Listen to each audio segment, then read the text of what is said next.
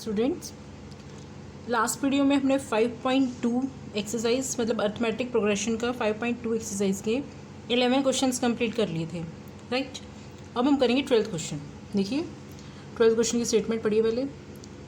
2 APs have the same common difference. क्या है? 2 APs have the same common difference. The difference between their 100th term is 100। मतलब 2 AP हैं जिनके same common difference हैं और उनकी 100th टर्म का डिफरेंस 100 है।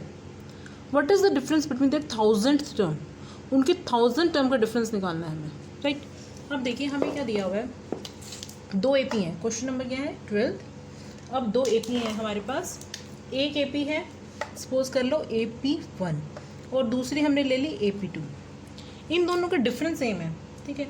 हमने सपोज कर दिया इसका जो फर्स्ट टर्म है इसका फर्स्ट टर्म है A और इसका डिफरेंस है D, और इसकी फर्स्ट टर्म हमने सपोज कर ली A' और डिफरेंस D। क्यों? क्योंकि हमें क्या दिया हुआ है कि डिफरेंस दोनों का सेम है और इनके ये डिफरेंस सेम है, ये तो नहीं दिया हुआ कि जो फर्स्ट टर्म है वो भी सेम है।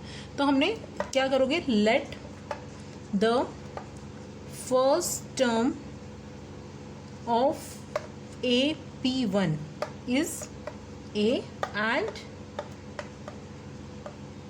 common difference is D, ठीक है। और ये था फर्स्ट AP के लिए। For second AP let the first term be A' and common difference is D again. क्यों D लिया? क्योंकि डिफरेंस हमारे पास दिया हुआ है कि सेम है। अब क्या हुआ है, 100 टर्म। अब जो AP1 के लिए 100th टर्म क्या होगी? AP1 के लिए 100th टर्म क्या होगी? A'1 से ले लो उसको। ये क्या होगी हमारे पास? A प्लस n-1 D होता है फॉर्मूला। तो 100 टर्म मतलब A plus 100 - 1 into D which is equal to A plus 99D। तो मेरे पास 100 टर्म हो गई इसकी, इसको तो A1 से ही रिप्रेजेंट कर लो, ठीक है। A100 हो गई, A प्लस 99, ये होगी मेरी AP1 के लिए, राइट। अब सेकंड दूसरी AP के लिए 100th टर्म डैश से डिनोट कर लिया मैंने, और ये क्या होगी? A', क्योंकि इसकी फर्स्ट टर्म क्या है? A' है और इसका भी डिफरेंस सेम ही है, तो इसको भी 99D ले लूँ मैं। समझ में आ गया? देखो मैं दोबारा समझाती हूँ। हमारे पास क्या है, 2 APs हैं, ठीक है। AP1 और AP2, जिसमें फर्स्ट टर्म इसकी A थी और इसका डिफरेंस था D। ये AP2 है, इसका A' है और डिफरेंस है D, सेम, क्योंकि दिया हुआ है हमें क्वेश्चन में कि difference are same. First AP का A ले लिया। इसी तरीके से बस ये चीज़ जो मैंने बताई है रिटर्न में लिख ली। अब AP1 के लिए 100th टर्म क्या होगी? A100th क्या होगा इसके लिए? A plus n-1 into D। ये तो 9 क्या है, 100 टर्म निकालना है तो ये हो जाएगा। A100 क्या आ गया? ये आ गया फर्स्ट इक्वेशन। सेकंड इक्वेशन क्या आई है? AP2 के लिए 100th टर्म क्या हुआ?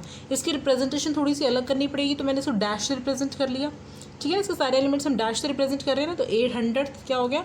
A' प्लस 99D हो गया, ठीक है। अब इसको ले लो सेकेंड इक्वेशन। तो हमें गिवन क्या है कि इनकी डिफरेंस इनकी 100 टर्म का क्या है? 100। तो हमारे पास क्या गिवन है कि A100 minus A100 dash is equal to 100 given है। इट इज़ गिवन कि इन दोनों का जो डिफरेंस है वो 100 है। अब A100 की वैल्यू क्या थी? बाय 1 and 2 100 की वैल्यू क्या थी? A प्लस 99D, और इसकी वैल्यू क्या थी? A' plus 99D is equal to 100 लिखेंगे, राइट। अब इसको क्या लिखेंगे? A plus 99D minus A' minus 99D is equal to 100। ये से कैंसिल हो गया, तो it means A minus A' मेरे पास क्या आ गया? 100 आ गया। इसको थर्ड इक्वेशन दे लो। समझ में आ गया? मतलब क्या आ गया मेरे पास कि difference between first term is equal to 100 हमारे पास निकल गया। अब मुझे क्या निकालना है? हमें क्या निकालना है? इसकी 1000th टर्म का डिफरेंस निकालना है। तो AP1 के लिए उसकी 1000 टर्म क्या हो जाएगी? सॉरी, A प्लस 999D हो जाएगी। और इसी तरीके से AP2 के लिए इसकी 1000 टर्म क्या हो जाएगी? A' प्लस 999D होगी। हमें इसका डिफरेंस निकालना है इसकी 1000 टर्म का, तो subtracting 4th by 5th, subtracting 5th from 4th, subtract कर दिया तो क्या आएगा, A1000 minus A-1000 is equal to A plus 999D minus A' plus 999, right. तो ये क्या आ जाएगा, A plus 999D minus A' minus 999D, तो ये और ये कैंसिल, तो क्या बचा, A माइनस A' बचा, बट A माइनस A' क्या था, 100 था, तो यूजिंग थर्ड इक्वेशन तो मेरे पास ये आ जाएगा ये 100, तो difference between the 1000 term is also 100, तो हम क्या लिखेंगे, A1000 सॉरी डैश नहीं आएगा, minus A1000 dash is equal to 100, तो ये हमने फाइंड आउट कर लिया। तो हमें क्या फाइंड आउट किया कि अगर हमारे पास 100 टर्म का डिफरेंस 100 है तो उनकी 1000 टर्म का डिफरेंस भी 100 ही होगा, ठीक है, राइट। आगे समझ में क्वेश्चन इजी था। नेक्स्ट देखो, how many 3 digit numbers are divisible by 7, मतलब कि कितने ऐसे नंबर्स हैं 3 डिजिट नंबर्स जो डिविजिबल होंगे 7 के। अब देखो डिविजिबल होने का मतलब 7 से जो डिविजिबल होंगे लगातार नंबर वो कितने डिफरेंस पे होंगे, 7 के डिफरेंस पे होंगे। वो कैसे, देखो 7 का टेबल अगर हम करते हैं तो हमारे पास क्या आते हैं नंबर्स, 7 के गैप पे ही आते हैं, ठीक है। तो हम क्या करेंगे, question number 13, how many 3 digit numbers are divisible by 7। सबसे पहले तो फर्स्ट 3 डिजिट ले लो जो डिविजिबल बाय 7 होता है। अब 3 डिजिट नंबर कहाँ से स्टार्ट करते हैं हम, सो हाँ 13, how many 3 digit numbers are divisible by 7, कितने नंबर हैं ऐसे जो 7 से डिविजिबल हों और 3 डिजिट नंबर्स हों, राइट। तो अब 3 डिजिट नंबर्स कौन से होंगे जो डिविजिबल होंगे, फर्स्ट 3 डिजिट नंबर क्या होता है 100, फर्स्ट 3 डिजिट नंबर क्या है 100, but 100 is not divisible by 7, 101 भी डिविजिबल बाय 7 नहीं है, 102 भी नहीं, 103 भी नहीं, 104 भी नहीं, 105 है जो डिविजिबल बाय 7 होगा। तो पहला 3 डिजिट नंबर होगा जो डिविजिबल बाय 7 है वो 105 है। नेक्स्ट क्या है 112, इसी तरीके से नेक्स्ट 119, और सबसे लास्ट डिजिट क्या होता है 999 है जो 3 डिजिट नंबर लास्ट, बट ये नंबर तो हमारा नहीं जाता ना, ठीक है ना, ये नंबर हमारा 7 के टेबल पे नहीं जाता। तो हम क्या करेंगे, इससे पहले वाला देखो 998 देखो आएगा, 7 1 7, 7 2 8 तो कभी भी नहीं जाता उसके पीछे, तो ये तो हो ही नहीं सकता। उसके बाद 7 भी नहीं हो सकता, उसके बाद हमारा आएगा 994, कैसे 7 1 7, 7 तो यहाँ से 2 बचे, 7 4 28 और 7 2 14, ठीक है। तो हमारा आ गया 994 आ गया ऐसा नंबर, लास्ट 3 डिजिट नंबर जो डिविजिबल बाय 7 है, ठीक है। इसी तरीके से हमें एक एपी मिल गई, हमें एक ऐसी एपी मिल गई जो 3 डिजिट नंबर्स की है और जो डिविजिबल बाय 7 है, जिसका हर एक डिजिट क्या है डिविजिबल बाय 7।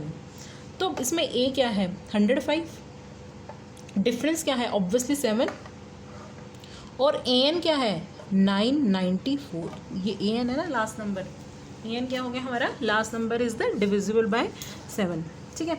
अब हमारे पास हमें क्या फाइंड आउट करना है, how many terms, how many 3 digit numbers are divisible by 7। तो ऐसे हमने 7 से डिविजिबल बाय नंबर वाले 7 से जो डिवाइड करते हैं वो नंबर्स फाइंड आउट करने कितने हैं वो सिंपल फार्मूला लगाओगे, a n is equal to a plus n minus 1 into d. तो ए एन की वैल्यू क्या है 994, ए की वैल्यू 105 प्लस एन हमें फाइंड आउट करना है और डी कितना है 7, ठीक है। तो कैसे करोगे 994 minus 105 is equal to n minus 1 into 7, इसमें से इसको माइनस करोगे क्या आएगा 889 आएगा is equal to n minus 1 7। तो एन माइनस 1 क्या हुआ 889 अपॉन में 7 हो गया, ठीक है। तो यहाँ से कैंसिल आउट हो गया 1 2 4 और ये आ गया 7, ठीक है। तो n माइनस 1 क्या आ गया मेरा 1 2 7, तो n क्या आ गया 1 2 7 plus 1 which is equal to 1 2 8, तो n आ गया 1 2 8। तो इसका मतलब क्या हुआ 128 नंबर्स हैं ऐसे, 128 3 डिजिट नंबर्स हैं ऐसे जो 7 से डिवाइड करते हैं, 7 से डिविजिबल हैं, क्लियर हो गया। मतलब कि 120 नंबर ऐसे हैं जो 3 डिजिट नंबर भी हैं, जो ये टोटल जो सीरीज़ है ये 128 नंबर्स की है। ठीक है, ये आ गया हमारे पास क्वेश्चन। अब नेक्स्ट क्वेश्चन देखो, सेम ही है ऑलमोस्ट, बहुत इंपॉर्टेंट क्वेश्चन था ये वाले। How many multiples of 4 lie between 10 and 250। मतलब ऐसे कितने नंबर्स हैं 10 और 250 के बीच में जो 4 से डिवाइड होते हैं, 4 के मल्टीपल्स हैं। ठीक है, तो 4 के मल्टीपल्स हमें फाइंड आउट करने हैं। अब कैसे करेंगे देखो, अब हमारे पास क्या है, 10 से लेकर 250 के बीच के नंबर्स फाइंड आउट करने हैं, और क्या कंडीशन है कि वो 4 से डिवाइड होने चाहिए। ठीक है, पहले ऐसे लिख लो। अब 10 तो 4 से डिवाइड होता नहीं है, तो ये तो एपी का सीक्वेंस का सीरीज़ का नंबर बनेगा ही नहीं। तो 10 के बाद 11 भी नहीं होता, 12 होता है, तो 12 हमारा सीक्वेंस का नंबर आ गया। 12 के बाद क्या आता है, 16 है जो 4 से डिवाइड होता है, उसके बाद 20 है जो 4 से डिवाइड होता है। नेक्स्ट 250 डिवाइड होता है 4 से, 2 1 ज़ा 2, 2 2 ज़ा 20, 2 8 ज़ा 2 6 ज़ा 24, ये भी नहीं होता। तो इसका मतलब 248 देखें होएगा, तो 248 क्या हो गया, 4 से डिवाइड। 249 तो हो ही नहीं सकता, वो तो एक ऑड नंबर है। ठीक है, तो अब मेरे पास ये आ गई एपी सीक्वेंस। अब एपी सीक्वेंस निकाल ली। ये एपी सीक्वेंस ऐसी है जिसमें सारे के सारे नंबर्स क्या हैं, 4 के मल्टीपल्स। ठीक है, और एपी है क्यों, 4 का डिफरेंस है सब में। अब हमने यहाँ से निकाल लिया, ए क्या मिल गया 12, और डिफरेंस क्या मिल गया 4, और ए एन क्या है, लास्ट नंबर क्या है 248। ये मेरा लास्ट नंबर हो गया 248, सब कुछ मिल गया। अब मुझे क्या निकालना है, हाउ मैनी नंबर्स, एन निकालना है। तो we have to find out n. Clear, तो फॉर्मूला लगेगा same, a n is equal to a plus n minus 1 into d. Right, तो ए एन क्या है 248, और ए क्या है 12 प्लस एन माइनस 1, डिफरेंस क्या है 4। ठीक है, तो क्या आ गया 248 minus 12 is equal to n minus 1 into 4 आ गया। तो यहाँ से क्या आ गया 2 3 और 6, 236 आ गया, is equal to n minus 1 4। तो n minus 1 is equal to आ गया 236/4। क्लियर, तो क्या आएगा 59 आ गया। N minus 1 is equal to 59, तो n माइनस 1 59 आया, तो इसका मतलब n is equal to 59 plus 1, तो n की वैल्यू आ गई 60। तो इसका मतलब नंबर ऑफ टर्म्स, नंबर कितने हैं जो 10 और 250 के बीच में नंबर्स हैं, और क्या है वो 4 के डिविजिबल हों। ठीक है ना, 4 से डिविजिबल हों, तो ऐसे कितने नंबर्स हैं 60 ऐसे हमारे पास नंबर्स हैं। देखो इस तरीके के ना बहुत सारे क्वेश्चंस होते हैं। तुम्हारे पास क्वेश्चन क्या आ सकता है, एक 3 से डिविजिबल वाला क्वेश्चन भी आ सकता है कि हमारे पास कोई भी 3 डिजिट नंबर है, मतलब कि 3 डिजिट नंबर होना चाहिए वो, और 3 से डिविजिबल होना चाहिए, तो फाइंड आउट करो।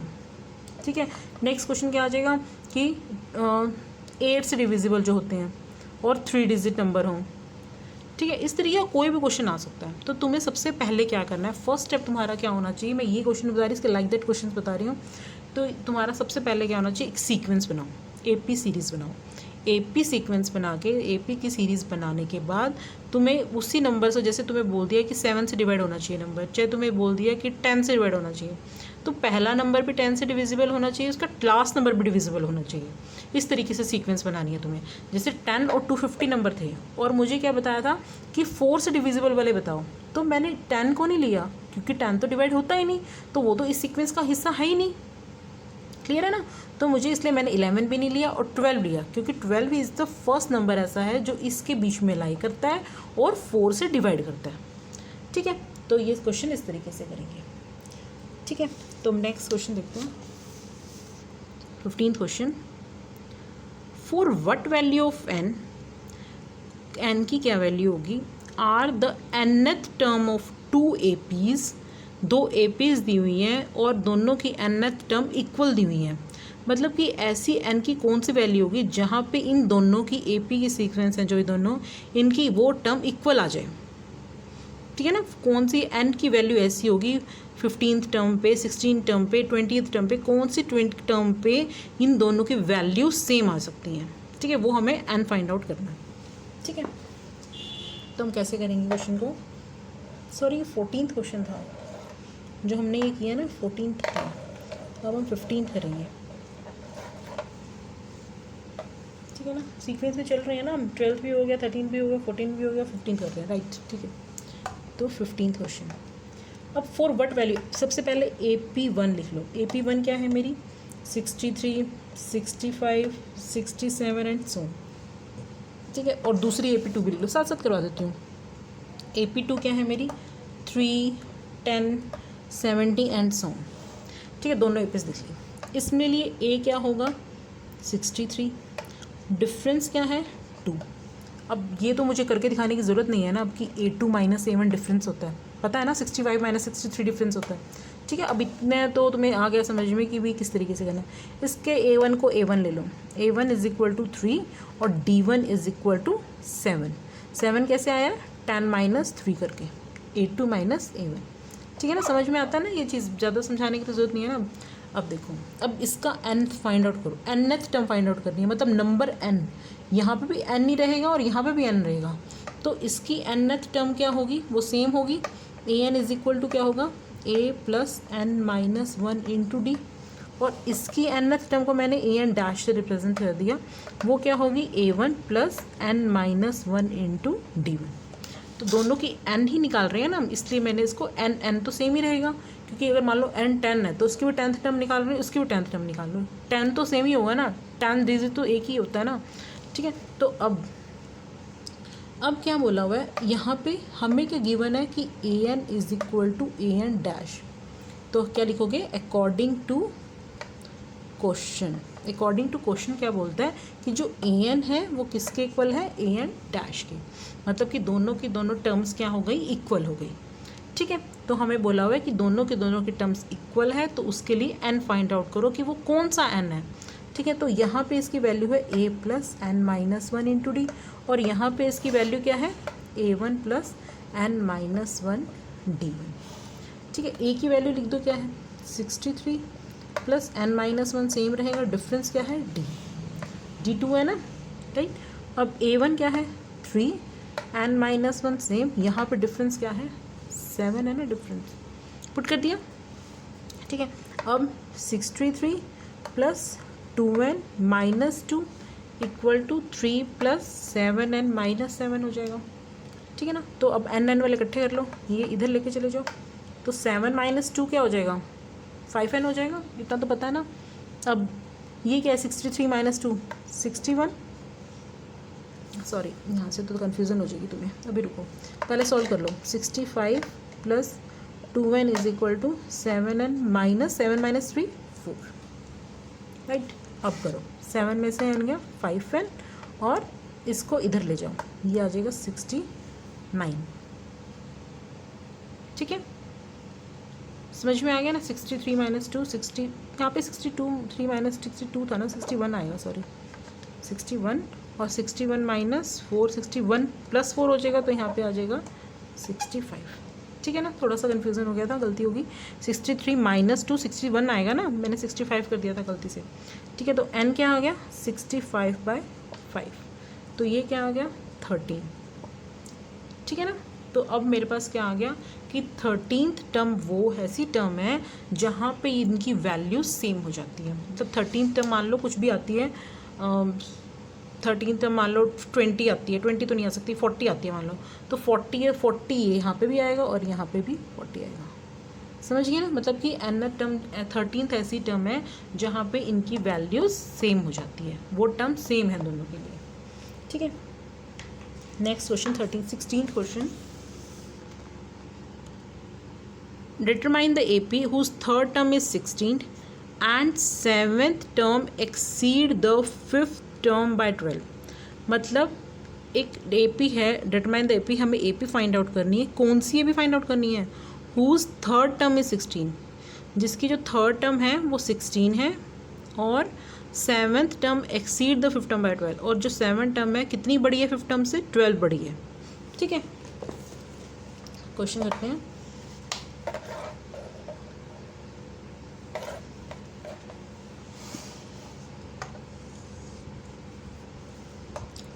Question, determine the whose third term is 16, मतलब एक AP है मेरे पास, ठीक है, A1 A2 A3 up to AN, ये AP है, राइट।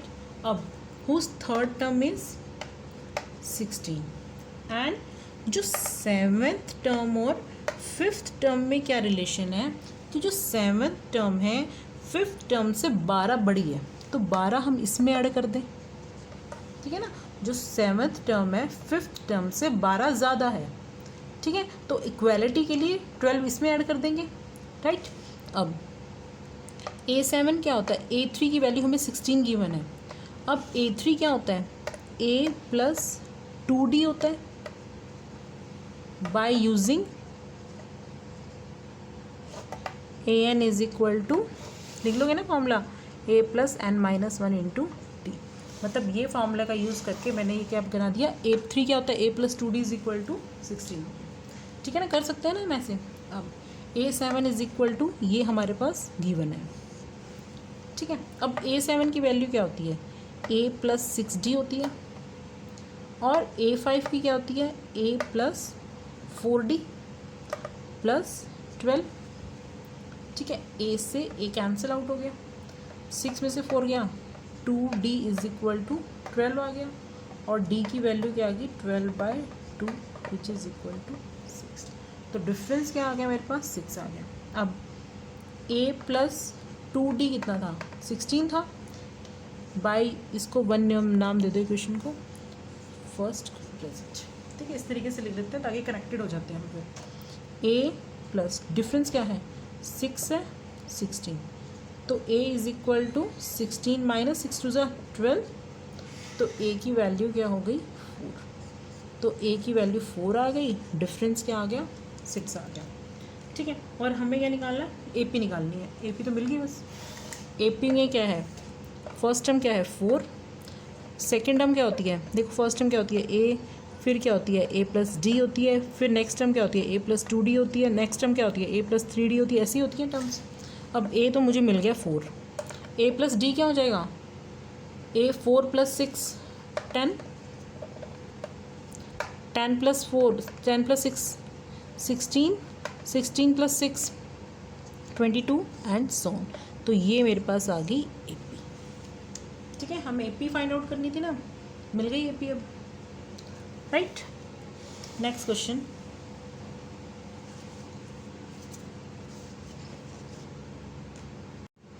देखिए नेक्स्ट क्वेश्चन हमें क्या दिया हुआ है, फाइंड 20th टर्म। क्वेश्चन क्या, ध्यान से देखो, find the 20th term from the last term of the AP।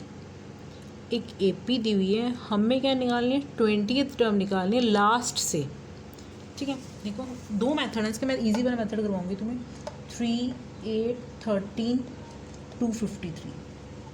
अब ये AP दी हुई है, अब हमें 20th टर्म निकालनी है लास्ट से, या तो तुम लास्ट वाले इसकी नंबर ऑफ़ टर्म निकालो, और फिर 20th टर्म देखो कि फर्स्ट से 20th टर्म वो कौन सी बन रही है, समझ गए ना, इसकी नंबर ऑफ़ टर्म निकाल लो। मान लो इसकी नंबर ऑफ़ टर्म 40 है, तो 20th term from the last कौन सी बनेगी, यहाँ से 21st बनेगी वो वाली, तो उससे निकालो। या फिर क्या करो, सबसे ईजीएस्ट मेथड मैं बताती हूँ क्या करो, इसका ना रिवर्स कर दो AP को, 253 13 8 3। अब क्या करना है, 20th term from the beginning हो गया। हमें क्या पूछा था क्वेश्चन में, 20th term from the last. अब लास्ट में से 20 टर्म निकालनी तो तुम्हें कन्फ्यूज़न हो जाएगी कि फर्स्ट पहले तो number of terms find out करनी पड़ेगी, फिर उसमें से देखना पड़ेगा 20th टर्म फर्स्ट से बिगनिंग से वो कौन से नंबर की बनती है, ठीक है ना। तो इससे बेटर है तुम इसको रिवर्स कर दो, ऐसे लिख दो। अब A क्या हो गया 253, डिफरेंस क्या हो गया, इन दोनों में से माइनस कर लो। कॉन्जिक्यूटिव टर्म्स का तो डिफरेंस बताना चाहिए, चाहे यहाँ से करो चाहे यहाँ से करो चाहे बीच में से कहीं से भी करो। तो A2 माइनस A1 होता है, तो 8 minus 13 which is equal to -5, तो डिफरेंस आ गया -5। अब AN क्या है मेरे पास 3 है, लास्ट टर्म 3 हो गई अब, और फाइंड आउट क्या करना है N, हमें क्या फाइंड आउट करना है, सॉरी ये लिखने की ज़रूरत ही नहीं है, चलो लिख भी लो तब भी क्या फ़र्क पड़ता है 3। तो हमें क्या फाइंड आउट करना है 20th टर्म। अब 20th टर्म फाइंड आउट करने से पहले बस हमें 20th टर्म फाइंड आउट करनी है, तो हमें क्या निकालना है A20 क्या होता है A plus 19D find out करना है, मतलब ठीक है ना। हमें क्या करना है, find the 20th term from the last. इसका मतलब अगर AP को रिवर्स कर दिया तो 20th term from the beginning हो गया। तो A क्या है 253, 19, D क्या है -5। तो यहाँ से मेरे पास निकल जाएगी 20th टर्म। तो 253 माइनस 95 हो गया, ठीक है ना।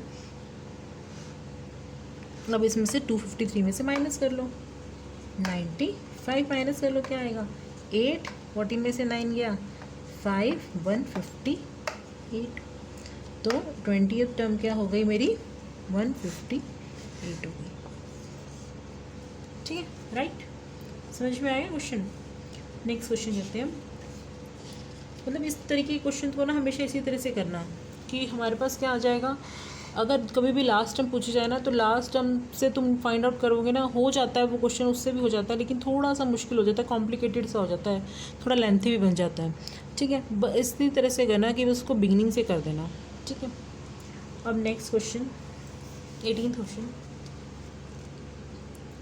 The sum of the 4th and 8th term of an AP is 24 and sum of the 6th and 10th term is 44. Find the first 3 terms of the AP. Right, अब हमें क्या find out करना है, sum of the 4th and 8th term of an AP, ठीक है, हमें दिया हुआ है।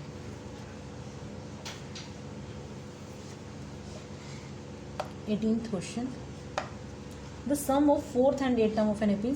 पहले तो 4th टर्म लिख लो क्या होती है, और पहले सबसे पहले AP सपोज कर लो, A1, A2, A3, A4 and so on AN तक मेरे पास ये AP है, ठीक है। अब सम of 4th term, 4th term क्या होगी A + 3D, 8th टर्म क्या होगी A + 7D, इसी तरीके से 6th टर्म क्या होगी A + 5D, और 10th टर्म क्या होगी A + 9D।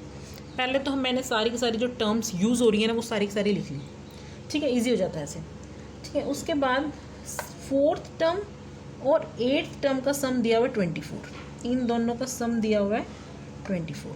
तो A4 + A8 क्या दिया हुआ है 24, और 6th टर्म और 10th टर्म का दिया हुआ सम 44, इन दोनों का सम दिया हुआ है हमें 44, ठीक है। तो अब क्या हो गया A + 3D + A + 7D = 24, और A + 5D और A + 9D = दिया हुआ है 44, ठीक है। यहाँ से क्या बनेगा 2A + 10D = 24 बन गया, A + A 3D + 7D, right. और यहाँ से क्या बन गया 2A + 14D = 44।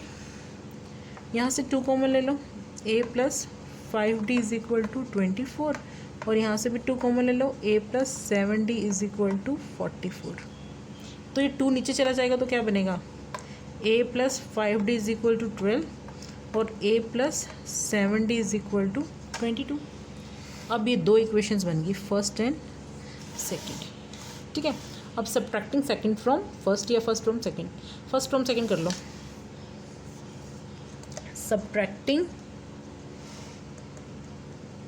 First from second, first में से सब्ट्रैक्ट करेंगे क्या आएगा A + 7D = 22, A + 5D = 12, minus minus minus, ठीक है। हमें तो फाइंड द फर्स्ट 3 टर्म्स करनी थी ना, अब A और D मिल जाएगा तो सब कुछ हो जाएगा, कैंसिल हो गया, 2D = 10 आ गया, और D क्या आ गया 10/2 विच इज़ = 5। D की वैल्यू आ गई 5। अब क्या था यूजिंग 1, फर्स्ट इक्वेशन क्या थी A + 5D = 12 थी, A की वैल्यू पता नहीं, 5 की value 5 as it is, D की वैल्यू 5, 12, तो A की वैल्यू क्या आ गई 12 - 25, तो A की वैल्यू आ गई -13, ठीक है। तो A की वैल्यू मेरे पास आ गई -13। देखो दोबारा चेक कर लें, A + 5D = 12 था ना, A + 5 × 5, ठीक है, D = -13 आ गया, राइट। अब हमें क्या निकालना है, find the first 3 terms of the AP। तो A की वैल्यू आ गई 13, A + D क्या हो जाएगा -13 + 5 विच इज़ = -8, और A + 2D कितना हो जाएगा -8 + 5 कर दो -3, तो फर्स्ट 3 टर्म्स निकाल ली, A1 A2 A3, मेरे पास क्या निकल गया -13 -8 एंड -3। तो हमने निकाल ली first 3 terms of this AP, right. समझ में आ गया? क्वेश्चन तो इजी था आई थिंक ये वाला, बाकी तुम्हें पता नहीं कैसा लगा, ठीक है ना। अब नेक्स्ट क्वेश्चन 19th क्वेश्चन कर ही लेते हैं कंप्लीट आज ये एक्सरसाइज।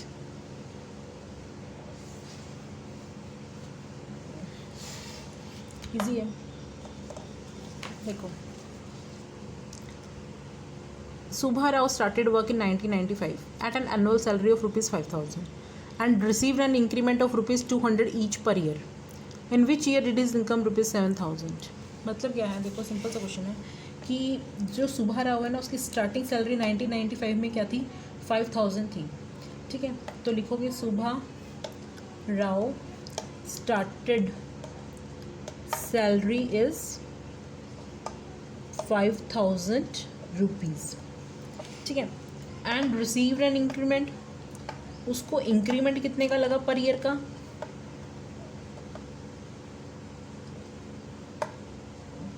रुपीज़ 200, 200 रुपये का इंक्रीमेंट लगा, ठीक है। तो उसने कहा है कि कौन से ईयर पे उसकी 7,000 सैलरी हो जाती है।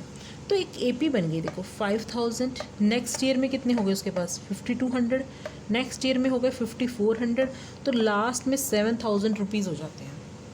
तो हमसे उसने पूछा है कि कब इसके 7,000 रुपीज़ किस साल में होंगे, ठीक है। In each year did his income, 1995 की इसकी सैलरी थी 5,000, ठीक है।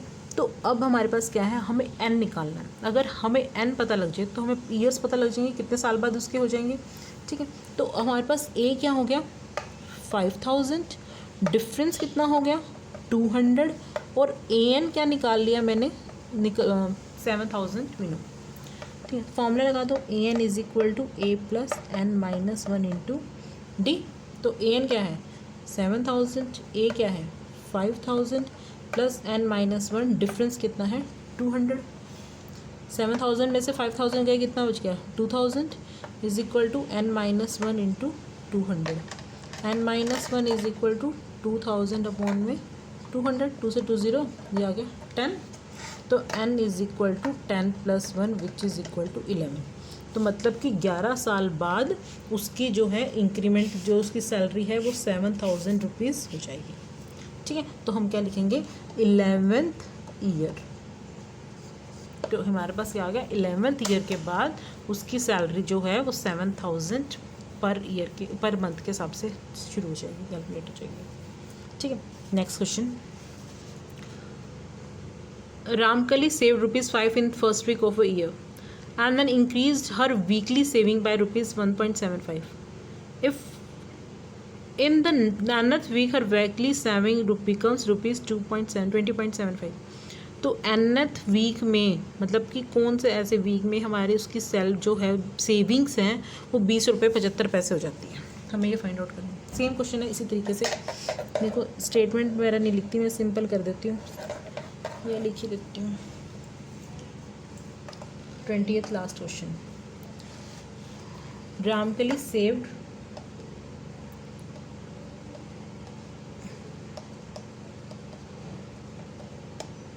मनी सेव्ड बाय रामकली, ऐसे लिख दो, money saved by Ramkali in first week. पहले वीक में कितनी सेविंग करी उसने 1.5, ठीक है। सेकेंड वीक में सेविंग कितनी हो गई 5 plus 1.75 which is equal to 6.75, ठीक है ना, 1 रुपये 75 पैसे करी। तो थर्ड वीक में कितनी हो गई 6.75, फिर 1 रुपये 75 पैसे जोड़ लिए तो कितने हो जाएंगे 5 10 7 15, 5 और 1 7 और 8 9, 9 रुपये 50 पैसे हो गए, 9.5 रुपये हो गए, ठीक है। तो अब हमारे पास लास्ट क्या है 20, तो हमारे पास AP क्या बन गई 5 6.75, लास्ट क्या बन गया 20.75, ठीक है, लास्ट ये हो गया। तो A क्या हो गया 5, डिफरेंस कितना हो गया 1.75 फॉर AN कितना हो गया 20.75। क्लियर। तो फॉर्मूला लगा दो AN is equal to A plus N minus 1 into d. ठीक है, तो AN की वैल्यू क्या है 20.75, A की वैल्यू 5, N माइनस 1, D क्या है 1.75। क्लियर। तो क्या आएगा 20 माइनस 75 क्या हो जाएगा 15.75 is equal to N minus 1 1.75। तो N माइनस 1 क्या हो जाएगा 15.75 अपॉन 1.75। ठीक, डेसिमल से डेसिमल कैंसिल आउट हो जाएगा 1575 क्या हो जाएगा 175। ठीक है ना। तो ये क्या आ जाएगा N माइनस 1, इसको काटोगे तो क्या आएगा 175 को हम करेंगे अगर 8 से 9 से मल्टीप्लाई करें तो 45 4 9 63 4 67 9 6 15। हाँ, तो ये गया 9 पे। ठीक है, 9 पे कैंसिल आउट हो गया तो N इज़ इक्वल टू 10। तो मतलब 10th वीक में क्या हो जाएगा जो उसकी सेविंग्स हैं वो 20.75 के अकॉर्डिंग हो जाएंगी। ठीक है, राइट। एक बार आंसर मैच कर लो, कंफर्म हो जाएगा। Yes, answer is right.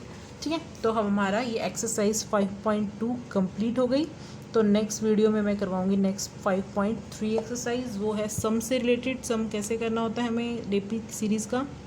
ठीक है, अब यहाँ तक तुम्हें वीडियो समझ में आ गई है, सब कुछ क्लियर हो गया है तो ठीक है, लाइक करना वीडियो को। अदरवाइज़ कोई भी प्रॉब्लम है तो कमेंट करके पूछ लेना। राइट, ओके बच्चा।